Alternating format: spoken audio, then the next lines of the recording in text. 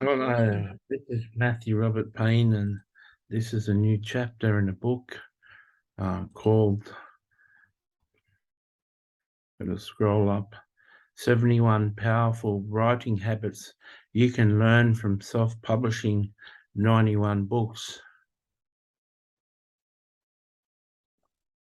And this chapter is called Use Illustrations Out of Your Own Life rather than other people's stories. I've made this point in previous chapters, and I explain this quite well. But with everything that's important, some things bear repeating, and I had no idea that this was going to be a chapter when I was talking about it before. And so listen up and hear these reasons again. The first reason why you want to use stories, or the first reason that I use my own stories, is that I don't have to research my stories.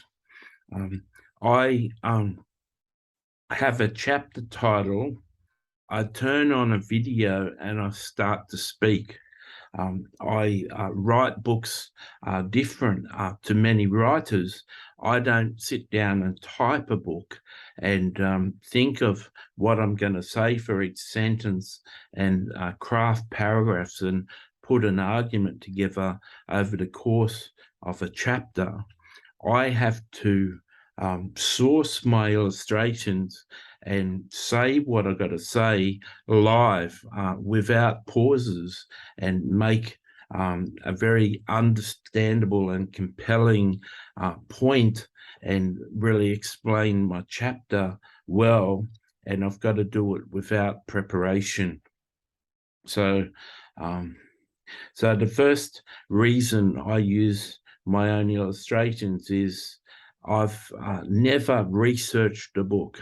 I've never said, well, I'm going to teach on this subject and then go and read 3 books about that subject so I can source quotes to lend authority to what I have to say. People who do PhDs and stuff, that's why they do research, because so much of what they do, in my understanding, in those courses is reading all about a subject and then saying that subject in a new and efficient way, but quoting hundreds of books to support your argument. So research is just too hard for me. So I have lived my life, and I've got a very good memory, and it serves me well to source my memory and tell my stories and illustrations when I have no preparation.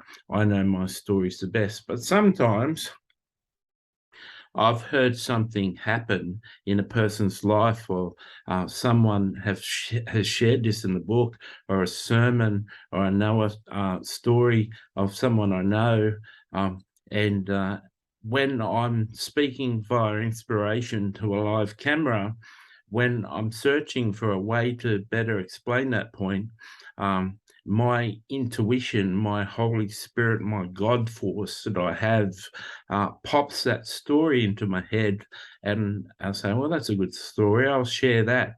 So when I do, that used to get me in trouble with my professional editor, because then I had to go and source that quote, and otherwise I had to, like I said, say a famous preacher I knew said this, or someone said this, or it's been said this. I still said the quote and the story, and I still got my illustration in the book.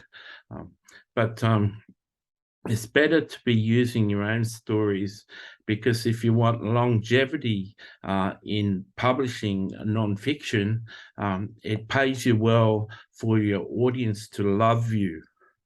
I write pretty good information, and I can be quite a compelling read and a good storyteller and a good teacher. I sometimes am told that I'm very, very interesting to listen to, and my books are compelling, and that makes me happy. I've heard so many people say that I tend to believe it. And talking about myself really endears people to me. I had someone say that my last name, Payne, shouldn't be considered as pain as in physical suffering, that you've had a painful life, and I know you have, but have you ever considered your last name meaning a pane of glass? She said, because I've been reading your books, and you're a very compelling writer, but I'm finding the more books I read, the more I love you, and the more I see about you and understand about you. And it's like you're a pane of glass. I can see right through you. And you always remember the compelling compliments that you get. And that put a new definition on my last name. I used to say my last name was Payne because that's all my life has ever been. It's like the enemy of my soul named me Payne, but the word Payne, P-A-Y-N-E, actually means from the country. And I grew up in a country town, and they say you can put the country boy in the city, but you can't take the country out of the boy. And that's who I am. So now, if you're going to use other people's stories, if you've got a good editor, you need to cite it. Otherwise, just have the person be anonymous. But if you want to build a loyal following, people who follow you like to hear your stories. I've sat over 30 years. I've sat through some really boring sermons. I just won't endure it. If someone's boring, I just get up to go to the toilet and stay outside and read all the magazines and brochures and do something to fill my time in than listen to someone's drivel. But I have found over the years, when a preacher is preaching and they go into the part of the preaching where they're sharing an illustration, I really lean into those times. Every time they're talking about their own life, that's the most exciting part of a sermon. And I've realized I don't respect writers, and I don't respect preachers who won't talk about their own life. I feel their books are really dry and hard to get through, and not compelling and not interesting, and certainly not page turners. And I just won't endure being bored in a book. So that's why I only read 25% of the books.